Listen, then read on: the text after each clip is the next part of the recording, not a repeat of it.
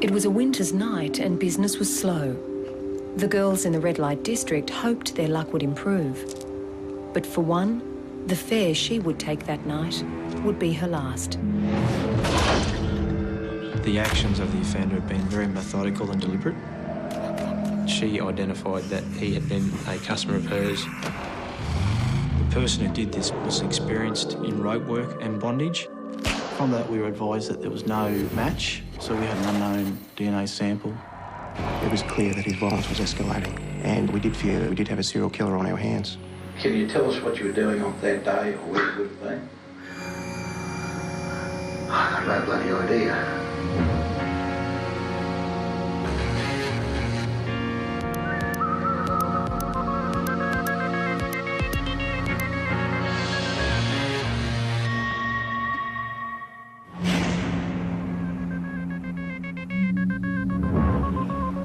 Stranger killings are one of the rarest and most difficult crimes to solve. So when a stranger kills twice, the pressure to find him before he strikes again is enormous. That was the challenge facing detectives and forensic officers of Task Force Midas.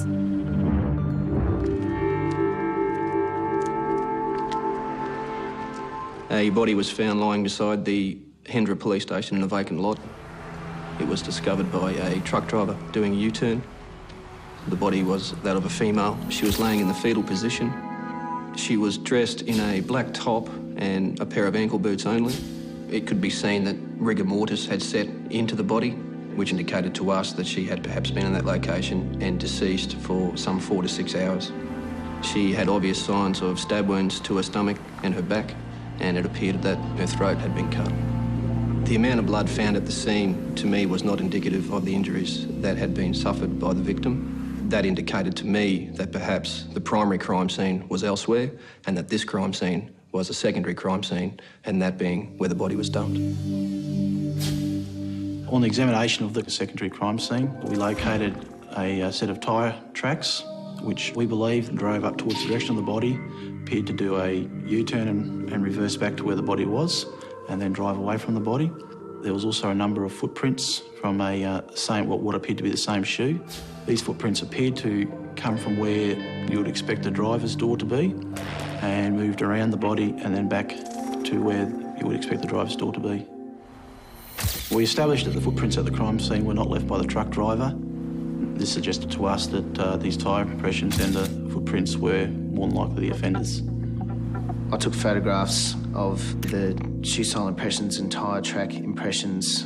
In the future, we were hoping that we could match these up to a vehicle and to the footwear of a possible offender. We also took measurements of the width that the wheels are apart. We call this like an axle width.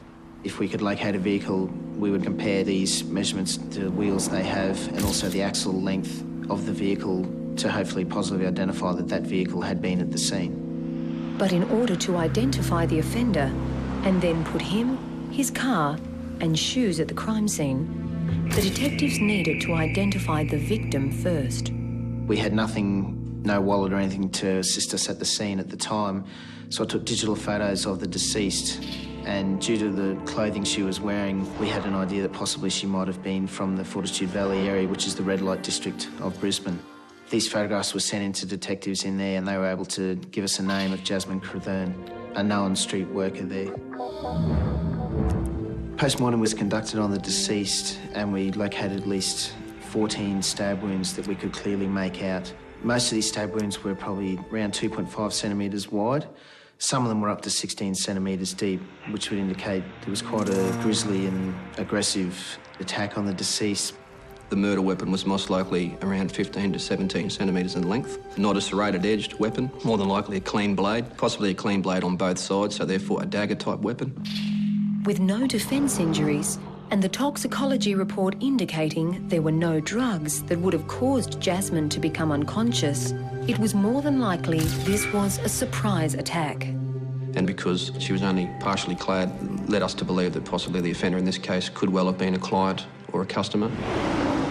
However, prostitutes, due to the nature of their work, they have a large client base, which leads us to quite a large, or possibly large, suspect pool to look at.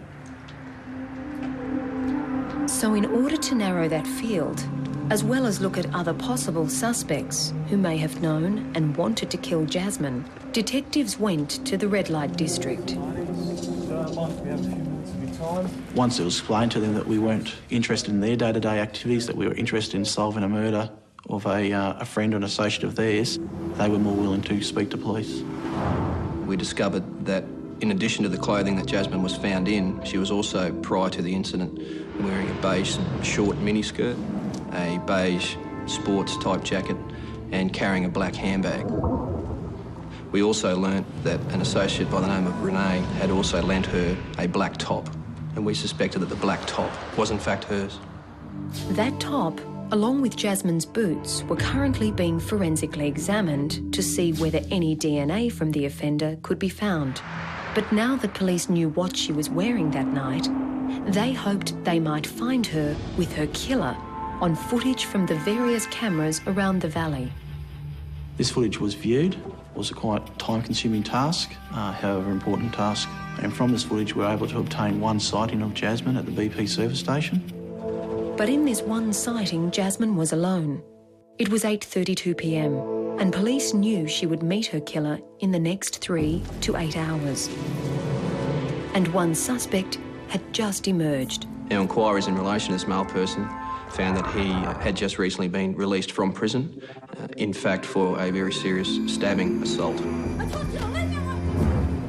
Police investigating the murder of 41-year-old sex worker Jasmin Crathern say she was stabbed up to 20 times. So in all, it's a very frenzied attack. Her semi-clad body was found by a truck driver in a vacant lot on Thursday. Detectives investigating the case believe she was murdered elsewhere. Tyre marks in the dirt where Ms Crathern's body was found are being examined. In relation to the tyre impressions found at the scene, unfortunately there was no database concerning tyre types. It was the case that we went door to door to tyre manufacturers in the possibility of locating that tyre. These initial inquiries were unsuccessful in identifying the tyre. However, from the base characteristics of the tyre, the tread pattern was more than likely what they referred to in the tyre industry as a highway tread, and this was used generally on light commercial vehicles, in particular utilities and vans. Detectives then turned their attention to the shoe impression. We sent photographs to a police officer who maintained a database in relation to many types of shoes and styles and that sort of thing. This shoe impression was then identified to us as a T-boot, which is a common work boot used by many different people. We then contacted the distributor or the sales rep for T-boot in the Brisbane area. She then provided us with certain information, namely that sole pattern on that shoe impression had been around for some 30 years, so therefore the possibility of tracing any T-boot was going to be a dead end in regards to further inquiries. However, it may provide us with a good point of reference should a person of interest be located down the track. One such person had just been nominated. Information was obtained that a previous boyfriend of Jasmin's had treated her badly in the past. We conducted a number of inquiries in relation to this person, and it was from these inquiries we established that he'd committed a previous murder. Obviously, this aroused our suspicion. He was located and extensively interviewed. As a result of this interview, he was eliminated from our inquiries based on a number of reasons, namely he had a solid alibi in relation to the time frame that we had established, and further that in relation to the tyre impressions and the shoe impressions found at the scene, none of these could be linked back to him in any way that we could discover at that stage. Another suspect came to our attention through information obtained by prostitutes from working in the Fortitude Valley area. This information related to a male person who was currently standing over a number of the girls, as well as assaulting them and dealing drugs. Our inquiries in relation to this male person found that he had just recently been released from prison, in fact for a very serious stabbing assault. However, like the ex-boyfriend, this standover man was eliminated from inquiries. He too had an alibi that checked out, and his footwear and car tyres didn't match the impressions left at the crime scene. But detectives now had a further piece of forensic evidence to add to their list of criteria. We were advised that a DNA sample had been obtained from a semen stain located on the top that Jasmin Crathern was wearing at the time she was located.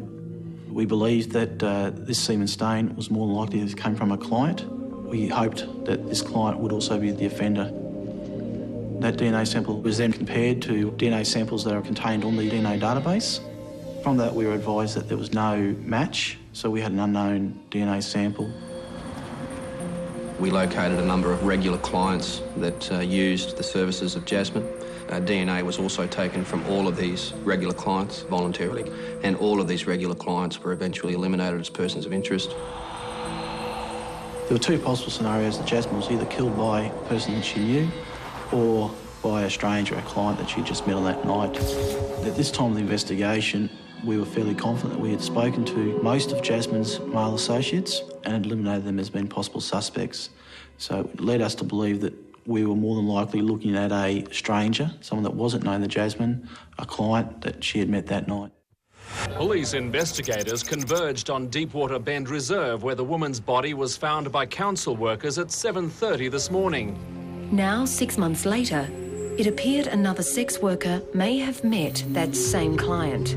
She was sort of bound face down and could see stab wounds. The workers used their own perimeter tape to cordon off the area. Thought we'd better restrict the area, obviously, crime scene. Police believe the body hadn't been there long. Every likelihood is that the person's only been here some hours. The body was located lying face down in the car park. The body was completely naked except for a sandal that was on her left foot. There were a number of stab wounds to her back, her chest and her side.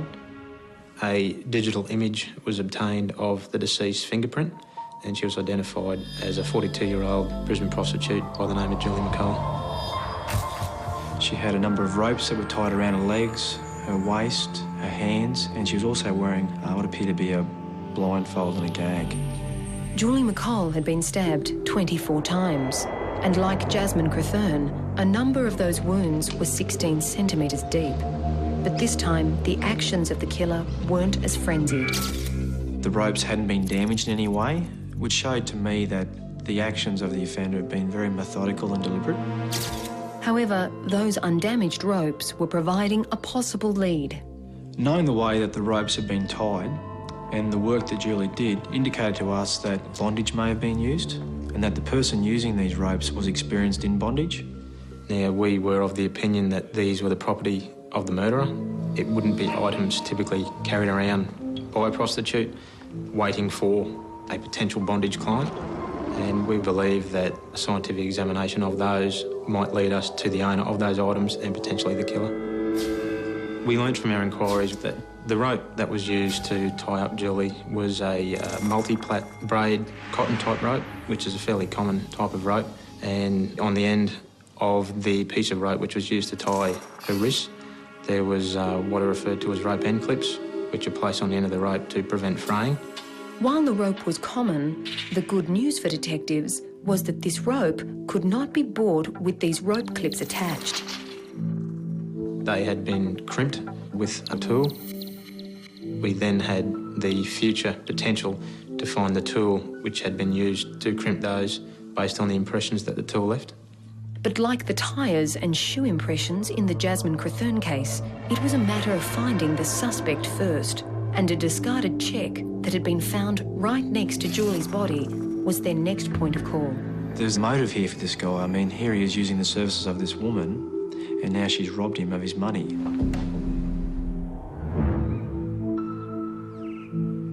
When Julie McColl was found dead, I immediately feared the worst. I was actually at home and got a telephone call, and I immediately had a sinking feeling in my stomach that we had the same offender who'd struck again. I knew how difficult it had been in relation to the first investigation of Jasmin's murder, and I thought to myself, here we go again. When the area surrounding the victim at Deepwater Bend Reserve was searched, there were no shoe and tyre print evidence found. This may have been due to the fact that it was raining on the night of the offence. However, right near the body, we located a scrunched up cheque. We were able to see that it was a personal cheque. This, we thought, was a great breakthrough in the case because it gave us an opportunity to identify who may have last been with the victim. The owner of the cheque was identified. His premises were placed under surveillance. Excuse me, sir. Upon him returning to his premises, he was interviewed at length. He provided details of his contact with the deceased Julie, and he said in a period prior to her murder, he had used her services as a prostitute, and that during that time he had been potentially drugged and had some checks stolen from him. This then gave us a thought of, well, there's their motive here for this guy. I mean, here he is using the services of this woman, and now she's robbed him of his money. However, he provided an alibi as to his movements on the night before, and we were able to verify this was the case. Now, we were also able to find out that the version he provided with regard to the theft of his cheques was in fact true. So at that stage, we really didn't have a lot more to go on, but he certainly wasn't out of the picture as such. We just needed to make further inquiries in other avenues. Normally they walk these streets in darkness waiting for business to come to them, but fears they're being targeted by a serial killer who grabs his victims at night has them scared. It could be any guy out here, we don't know. There's plenty of weirdos and, just safer during the day. When Julie was found, of course, there was a lot of media in relation to the death. The media were talking about the fact that it might have been a serial killer. Our worst fears was the fact that there could be a person out there who was killing street workers. We now had 2 women who'd been murdered violently, stabbed to death in the space of 6 months, and it was quite possible that there was a person out there who could strike again. So it was decided that the most effective way to investigate this murder and the still unsolved murder of Jasmin Crathern was to set up a dedicated task force. It was codenamed Task Force Midas, and it was set up trying to solve these 2 murders and to look back at 2 other attacks on street workers in 1998. This was the murder of Elizabeth Henry and the serious bashing of Karen Redmile. Initially, each investigation will stand alone, and at this stage it's too early to make a comment as to whether we're looking at one person involved or a number. One fellow streetwalker believed she may have the answer, at least to Julie's murder. Jacinda thought she may have been the last person to see her friend alive and to have met her killer. Jacinda told us that at about 2:30 on that morning, she'd had a conversation with Julie on Brunswick Street in Fortitude Valley. They had a discussion about how quiet the night was, the weather, etc. About 20 minutes later, Jacinda was approached by a man. She had a conversation with him during which he asked for something a little bit different, and he then elaborated and said that he wanted to tie her up. Jacinda was not interested in this person's request. She then got out of the vehicle. The male person drove off and said to her, "I might be back." Sometime after that, Jacinda walked down to see where Julie was working and found that she was no longer there. Jacinda described the driver of the vehicle as male, obviously, Caucasian, fair-skinned, approximately 40, 45 years old, overweight, with a beer gut, a moustache, a fat, chubby face, and wearing a navy blue polo shirt of some description. Her street savvy had allowed police to compile a comfit of this suspect. She then went on to describe the car. Jacinda described the car as a fairly new 2-wheel drive twin cab utility, because she stated to me that when she sat in the front passenger seat, she could place her left leg on the bitumen, which she said wasn't consistent with sitting in a 4-wheel drive. She described that it had a matching canopy. It was the same colour as the body of the vehicle, and she also said that it had a Queensland registration plate. Police then went through the same process they had with Jasmin Crathern and obtained all the security vision in the area to see if they could identify the utility and, more importantly, its number plate. With a stroke of luck, we found a car similar in description that drove through the valley that night. The vehicle was spotted 3 times on these tapes, and we thought, here we go, we're onto something here. But due to the quality of the video footage and also it was raining, we weren't able to identify a registration number or the make and model or the type of vehicle it may be. We then went about a number of the Northside car dealerships with the photos to show these dealership owners to see if they could identify the type of car involved. A general consensus after a variety of makes and models were put forward was that it was more than likely a Mitsubishi Triton, 1996 to 2001 model MK Triton. When those working on the Jasmin Crathern case learnt about this find, they were extremely interested. And while they had yet to identify the tyre that had left the impression at the crime scene, they did know that it was likely made from one that was on a ute. The track width of Mitsubishi Triton was compared to the track width left at the Crathern crime scene, and they were found to be very similar. This was a further indication to us that it was extremely possible that the 2 murders were in fact linked. It was more than likely that we were looking at one offender for both murders. Police believed that Julie McColl's killer was driving this Mitsubishi ute. The vehicle was caught on camera only 90 minutes after Julie was seen walking the streets. They also believed the driver was responsible for the murder of Jasmin Crathern 6 months earlier. Detectives on that case had discovered that the width between the tyres of this model Mitsubishi ute was the same as that found at Jasmin's crime scene. It was encouraging news, but they still needed to find the tyres that made the impression. As we already made inquiries with the major manufacturers, we decided to look at other avenues. These avenues led us to retreaders. They indicated to us that it wasn't a retread tyre at all, and that perhaps it was a cheap imported tyre. We attended at one particular importer. We asked the manager if we could possibly walk through the warehouse just to examine some tyres there, because at this stage we knew the tread pattern of our tyre inside out and back to front.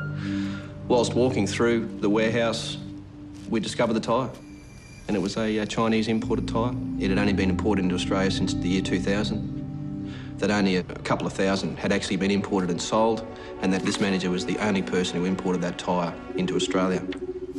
After several months of being quite frustrated with our investigation, we finally obtained a piece of evidence which we may be able to use to identify our offender.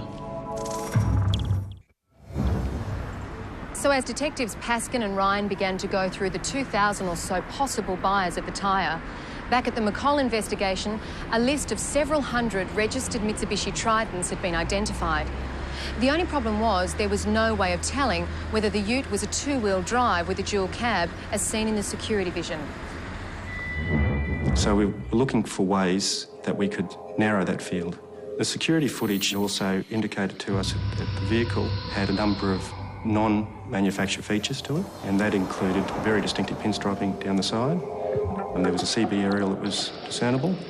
There were also fog lights on the vehicle and a small nudge bar and a plexiglass canopy on the back that was in the same colour as the vehicle. And we used these features to develop a criterion to recognise the vehicle.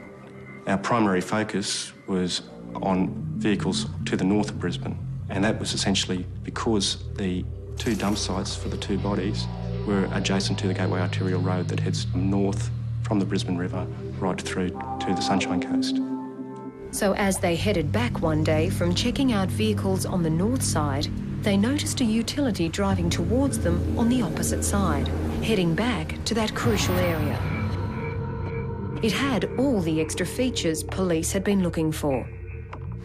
At that point, we attempted to pursue the vehicle, but by the time we could get to an exit and get to the opposite side of the road, the vehicle had gone. Meanwhile, Mitsubishi Australia were able to provide police with information to distinguish which Tritons were two-wheel drive dual-cab utilities. The list of suspect vehicles was now dramatically reduced to 160 in Queensland and to 26 in the focal area north of Brisbane. And amongst those was one vehicle. I conducted checks in relation to that vehicle and discovered that a fellow by the name of Francis Michael Fahey had been ticketed in that vehicle.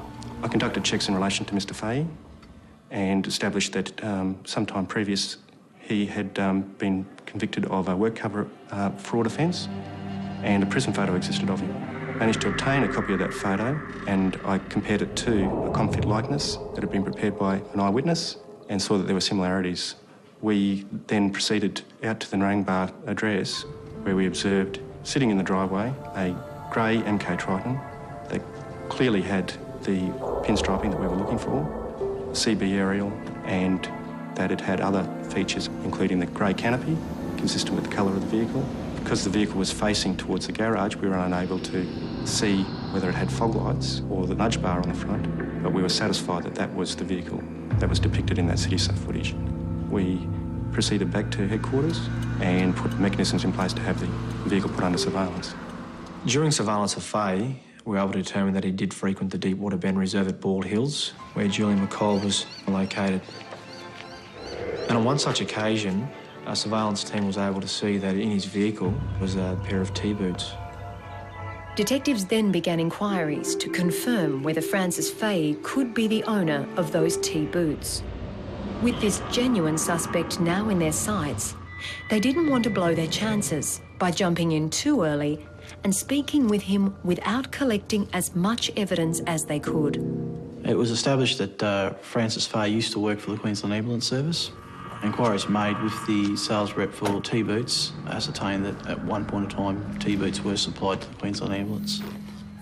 Investigations were then conducted in relation to Fay spending some time in the Rockhampton jail, and they subsequently sent us through a list of all his property that he had on him at the time of him being incarcerated. On this list, it could clearly be seen that at the time of Fay's incarceration, he had in his possession and was wearing a pair of T-boots. Information was then received from the surveillance team that the tyres located on Fay's vehicle were in fact the same Chinese import tyre that we had located the tread of at our crime scene of Jasmin Crathern. As a result of this, investigators became more and more confident that the murders of Julie McColl and Jasmin Crathern were in fact linked, as we had thought. At this point in the investigation, we had established that Fay owned and wore T-boots, that he had Chinese import tyres on his vehicle that matched our crime scene, that he had knowledge of the Deepwater Bend area. The only piece of the puzzle that remained outstanding for us at this point in regards to investigations was the DNA. At this point, we placed Fay under surveillance, and as a result, a discarded cigarette butt from Fay was seized by police and subsequently analysed. As a result of this being analysed, it was found that the DNA was a perfect match to that located on the shirt of Jasmin Crathern. Detectives then returned to speak to the prostitute who they believed had loaned Jasmin the T-shirt. They needed to check if she had worn that T-shirt while working and whether Francis Fay was a client of hers, which could possibly explain why his semen was on it. But Renee had realised that the T-shirt was not hers, and while the story she was about to tell police never made it beyond a committal hearing, it was important evidence at the time. Talking to Renee in relation to this shirt, that we stumbled upon the fact that Renee had had a near-death experience herself in relation to a client. Renee was shown a photo board, which also included a picture of Fay, and she identified that he had been a customer of hers in early 2002. That was 6 months before Jasmin was murdered. Renee told us that she had been picked up by Fay whilst working as a prostitute in Brunswick Street, Fortitude Valley, and that he had driven her to a location on the north side of Brisbane.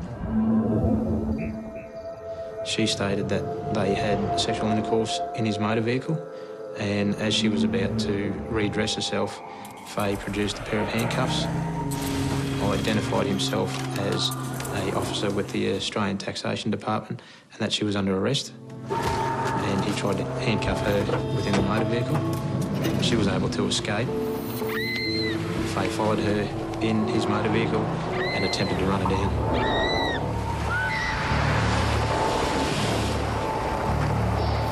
When investigators learned about the incident with Renee, it became clear that Francis Fay's violence was increasing every 6 months. Initially with Renee, where he tried to run her over. After that, there was the murder of Jasmin, where she was stabbed 14 times. After that, there was the murder of Julie, where she was stabbed up to 22 times. It was clear that his violence was escalating. It was now 3 months since Julie's murder, and police felt they had sufficient evidence to ensure no other prostitute would meet the same fate. A warrant was obtained for Fay's arrest and his house searched for further evidence. Up to 50 officers moved in at 5:30 this morning, executing search warrants. The precise raids were orchestrated by Task Force Midas. It's the special team investigating the murders of Fortitude Valley streetwalkers Julie McColl, Elizabeth Henry and Jasmin Crathern, and the attempted murder of Karen Ann Redmile. We are interviewing the occupants of the house. Those people are assisting police with their inquiries and continue to do so at this time. Mate, we're part of Task Force Midas, and that task force is investigating the deaths of a number of prostitutes from the Fortitude Valley area over a period of time from 1998 onwards. Do you understand that? Yeah. All right. Once we had arrived back at police headquarters, we participated in a record of interview with Fay about the murders of the prostitutes. He was quite calm and calculating during the interview. Mate, on the way in the car, you told me that you are a regular visitor to the Valley area. I have been, yeah. All right. With regards to the Valley, he indicated that he had been to the Valley late at night, as he was concerned for a family member who had been frequent in the valley. And as far as I was aware, was originally she wasn't getting any money from Social Security, so she had to be getting the money from somewhere. My first thoughts are that because she was going down the valley, that she was what they call a working girl. Did you get any response from the working girls? No. I think you told me some were a bit pissed off when they found out you weren't a customer. Yeah. And you told me in the car that you've never been a customer of the prostitutes down there in the valley? No. And you don't know Jasmin Crathern or Julie McColl, who were two prostitutes who were working down there? No. And as I recall, you said that on occasion, or at least one occasion or two occasions, the girls actually sat in the vehicle and talked with you? Is that right? There was a couple of rainy nights there, yeah. I mean, I'm not an arsehole, if you know what I mean. I mean, if somebody comes up and, and wants to chat, that's fine. I mean, they can sit in the car, because I'm there to find out what's happening with my stepdaughter. It became quite apparent that the explanation being provided by Faye was that, well, we must have known he was in the valley, hence why he provided a version as to why he's in the valley, and should we locate anything in his vehicle that may be linked to a prostitute, he gives this explanation of how if it was raining they would sit inside his vehicle. Well, I told him, not interested, but I said, could you do me a favour?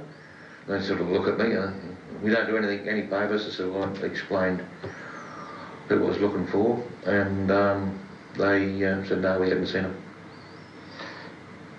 Do you recall anything else that was said to them, or they said to you? I was actually told what the prices were there at one stage, and they vary. During the interview with Faye, he also openly admitted to attending Deepwater Bend, being the other crime scene. He would talk about the fact that he would go there fishing. So where do you put in, if you're going to fish the Pine River, where do you put in from? I put in at Deepwater Bend. I prefer to stick to the more sheltered waters. Yep. I usually find the fishing's a damn sight better. I like to fish in spots away from the fucking idiots on their jet skis and the water skiers. So I stay around that area. This again was a way of him trying to show that, well, okay, the police know I must have been there. Well, the reason I've been there is because I go fishing there. What Faye didn't know was how much evidence the police already had and how much more was building since they entered his house. Just cast your mind back to the end of February, around about the 26th of February. That's when Julie McColl was murdered on the 26th. Mm-hmm. Can you tell us what you were doing on that day, or where you would have been? I've got no bloody idea. None whatsoever. What day of the week is it? It's a Wednesday morning. So it's a Tuesday night, Wednesday morning sort of thing. On Tuesday night I would have been home, I suppose, watching Law and Order if it was on. Francis Faye had been in custody for nearly 4 hours, and at no time had he flinched in terms of his guilt. Her name's Jasmin Crathern. Never ever seen her before? No. Police already had a strong body of evidence against him for the 2 murders, but they hoped they would find more in his house. Mate, we've just got to wait for a little bit longer to get some results on some tests and that. And, they could be done by now. Mm. And it's just, mate, it won't be much longer, but we'll just have to suspend the interview, mate. Mm-hmm. One of the very first things that we saw was a set of T-boots. In fact, there was 2 sets of T-boots at the front door of the house. These were taken away for scientific analysis. The dimensions of the shoe, the size of the shoe, the scuff and wear marks on the tread pattern matched perfectly to the shoe prints left in the dust beside Jasmin's body. A drop of blood was found on the left T-boot. This blood was subsequently analysed and matched to that of Jasmin Crathern. We found a boat in the garage. The boat had an outboard motor, and tied around the outboard motor was a rope. The rope was found to be of exactly the same construction and the same material as the ropes found tying up Julie McColl's body. And the rope was also crimped with metal crimps on the end of the rope. Also, we found a crimping tool. Impressions from the crimping tool were placed into lead and the identifying marks in the lead were then compared by microscope with the marks left on the crimps that were attached to the ropes that tied up Julie McColl's wrists. These crimp marks were found to be an identical match. The most beneficial evidentiary thing we found in Frances Faye's house was a bayonet. The dimensions of this weapon were consistent with the wounds that were caused to both Julie and Jasmin.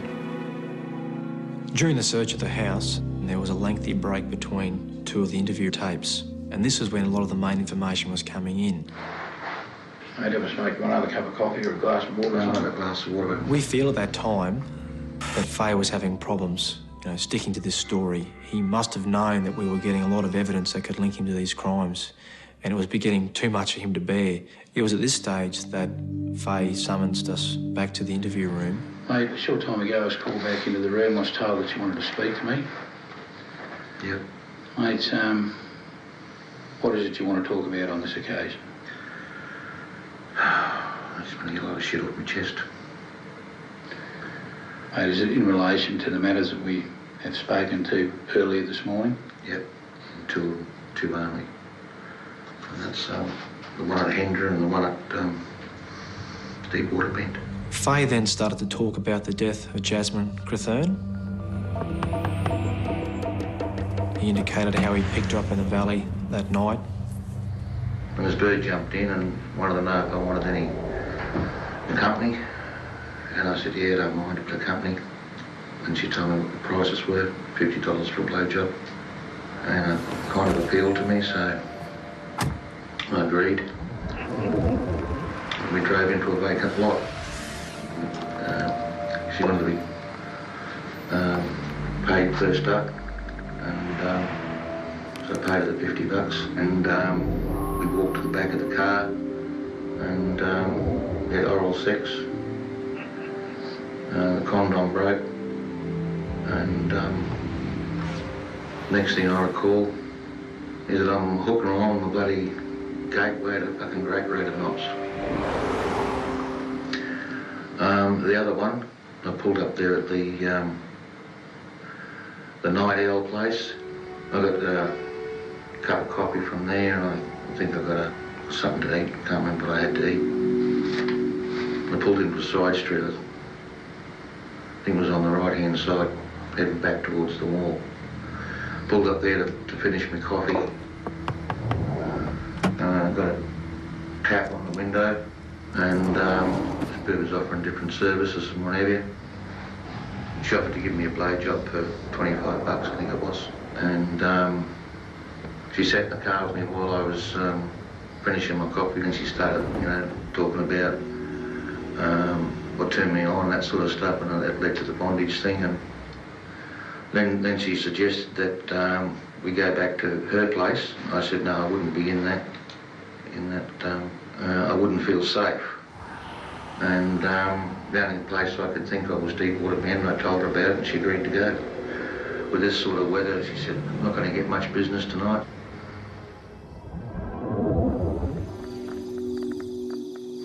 We drove to there, and I remember tying her up. I remember getting the blowjob.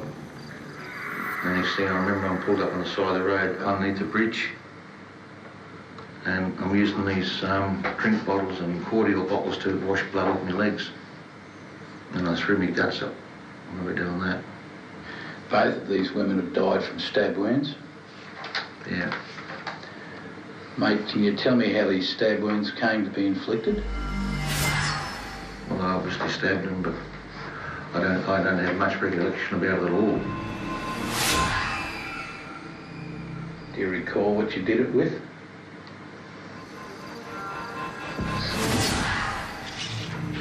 I think it was the bayonet I had in the car. I used to use that years ago for when I was pigging. It was good for killing a pig, Mate, I showed you these two photos earlier and you said you didn't recognise them. I'm now going to show you two photos again. That's Julie McColl, mate, and that's Jasmin Crathern. So they still don't mean anything to me. Well, obviously they are the two women involved. But, I've never sort of looked at them that much. Didn't really care. During the investigation and interview, police were able to discount Faye being involved in the murder of Elizabeth Henry and what has now become, since her death, the murder of Karen Redmill. These murders remain unsolved. Frances Faye was charged with 2 counts of murder in relation to the deaths of Jasmin Crathern and Julie McColl. The trial was held in September 2005 and ran for 3 weeks. Frances Faye chose not to call evidence or give evidence on his own behalf. The jury was out for 6 hours and returned a guilty verdict in relation to both counts of murder. Frances Faye was sentenced to 2 life imprisonments to be served concurrently. He must serve a minimum of 25 years, which means he will be eligible for parole in 2028. The verdict was welcomed by investigators who helped put Queensland's second convicted serial killer behind bars. We hope now there's some closure for the families that were involved in what has been a very difficult investigation. Faye's shoe prints were found at the scene of Crathern's murder. Forensic testing matched the prints to Queensland Ambulance issue boots. It was somewhat prophetic that the task force was codenamed Midas because everything we touched did turn to gold in terms of the evidence. From a forensic perspective, I think this was the perfect investigation. I think every piece of evidence that we uncovered gave us a result. It's extremely satisfying to the task force members and the whole police service that Frances Faye was convicted of these murders. I've got no doubt that if he hadn't been convicted, he would have continued to offend. Do you feel any better or not? To a certain degree I do, to a certain degree I don't. I mean... Don't know why it happened? I don't know why it happened. Because it's you know, I spent all my fucking life saving lives. Now I'm fucking taking them and I don't know why.